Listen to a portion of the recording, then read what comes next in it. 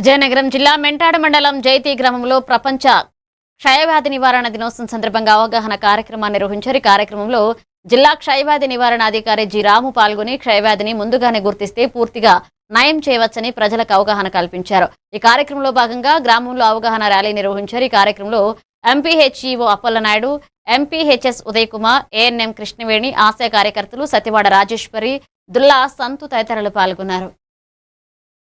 కాబట్టి కొన్ని లక్షణాల ద్వారా వాళ్ళకి అవేర్నెస్ కల్పించి, అయితే ఏంటంటే లక్షణాలు ఏమిటంటే 2 వారాల నుంచి దగ్గు వస్తుంది, 2 వారాల నుంచి జ్వరం వస్తుంది, ఆకలి వేయదు, బరువు తగ్గిపోతూ ఉంటాడు, దగ్గినప్పుడు తుమ్మినప్పుడు కూడా నోటి నుంచి రక్తం జీర్లు పడతాయి, అలాగే ఛాతీలో నొప్పి వస్తుంది, అలసట, చెమట పట్టడం, ఇటువంటి లక్షణాలు ఎవరైతే ఉంటారో వాళ్ళు సమాజంలో ఒకరి నుంచి ఒకరికి అంటువ్యాధిగా లేకుండా ఉండాలంటే వాళ్ళ ద్వారా 10 మందికి ఈ విషయం తెలియాలి. కాబట్టి అందుకనే ఈరోజు ఇక్కడ రావడం జరిగింది. అలాగే 6 నెలలు మందులు వాడితే సరిపోతుంది. ముందుగానే ఈ లక్షణాలు ఉన్న వాళ్ళు టెస్ట్ చేయించుకుంటే తొందరగానే వ్యాధిని గుర్తించవచ్చు, అలాగే తొందరగానే నయం చేయవచ్చు.